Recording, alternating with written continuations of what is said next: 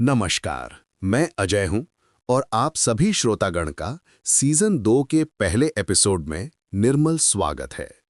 जय श्री माता जी। सहज योग प्रैक्टिकल मेडिटेशन सीरीज के इस नए सफर में हम कुछ ऐसी प्रैक्टिकल चीजों के बारे में बात करेंगे जो हमारे ध्यान को और गहरा करने में और हमारी रोजमर्रा की जिंदगी को बेहतर बनाने में मदद करती हैं। आज का हमारा विषय है बंधन। बंधन कैसे लेना है। अक्सर नए साधक इसके बारे में पूछते हैं और कई बार पुराने साधक भी इसके महत्व को और गहराई से समझना चाहते हैं। तो सबसे पहले ये समझते हैं कि आखिर ये बंधन है क्या। बिल्कुल सरल शब्दों में कहें तो बंधन एक आध्यात्मिक सुरक्षा कवच है।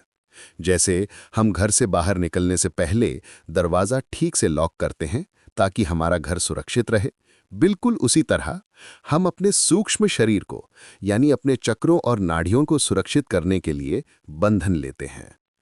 परम पूज्य श्री माताजी निर्मला देवी ने हमें यह बहुत ही सरल लेकिन अत्यंत शक्तिशाली प्रक्रिया दी है। ये हमें हमारे आसपास की नकारात्मकता से, दूसरों के अनावश्यक विचारों से और दिन भर के तनाव से बचाता है।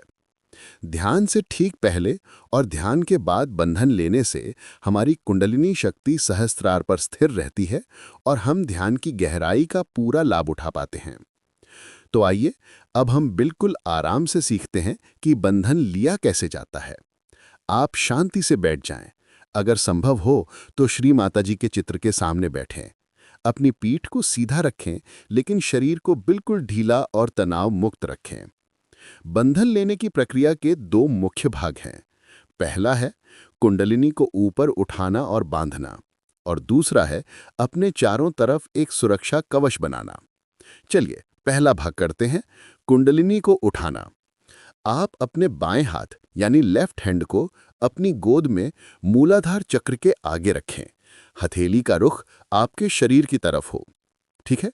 अब अपने दाएं हाथ यानी राइट हैंड से बाएं हाथ को घेरते हुए घड़ी की दिशा में यानी क्लॉकवाइज घुमाना शुरू करें और इसी के साथ अपने बाएं हाथ को धीरे धीरे मूलाधार चक्र से ऊपर उठाना शुरू करें। आपका दायां हाथ बाएं हाथ के चारों ओर घूमता रहेगा, जबकि बायां हाथ आपके शरीर के बीच से नाभि, हृदय, विशुद्धि और आज्ञा चक्र से होता हुआ आपके सर के ऊपर सहस्त्रार चक्र तक जाएगा। जब आपका हाथ सर के ऊपर पहुंच जाए तो सर को हल्का सा पीछे झुकाएं और अपनी नजरें ऊपर की तरफ ले जाएं। अब दोनों हाथों की मदद से सर के ऊपर एक गांठ बांधें, जैसे हम रस्सी में बांधते हैं। ये हमने एक बार किया। इस क्रिया को हमें कुल 3 बार करना है। चलिए दूसरी बार करते हैं।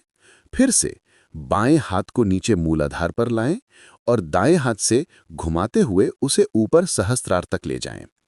इस बार सर के ऊपर 2 गांठें बांधें, 1 और 2। ये हमारी महासरस्वती नाड़ी यानी राइट चैनल के लिए है। अब तीसरी और आखिरी बार बिल्कुल वैसे ही बाएं हाथ को नीचे लाएं, दाएं हाथ से घुमाते हुए ऊपर ले जाएं और इस बार हम सर के ऊपर 3 गांठें बांधेंगे, 1, 2 और 3। ये हमारी महाकाली नाड़ी यानी लेफ्ट चैनल के लिए है। इस तरह हम अपनी तीनों नाड़ियों को संतुलित करते हुए कुंडलिनी को सहस्त्रार पर स्थापित कर देते हैं। यह हुआ पहला भाग। अब हम बंधन का दूसरा और अंतिम भाग करेंगे, सुरक्षा कवच बनाना। इसके लिए अपने बाएं हाथ को अपनी गोद में खुला रखें, हथेली ऊपर आसमान की तरफ। अब अपने दाएं हाथ को अपनी बाईं तरफ यानी लेफ्ट साइड से उठाएं। वहां से हाथ को अपने सर के ऊपर से ले जाते हुए एक आर्क मतलब एक अर्धचंद्राकार आकृति बनाते हुए दाईं तरफ तक नीचे लाएं। यह हुआ 1। अब दाईं तरफ से हाथ को वापस सर के ऊपर से घुमाकर बाईं तरफ लाएं। यह हुआ 2।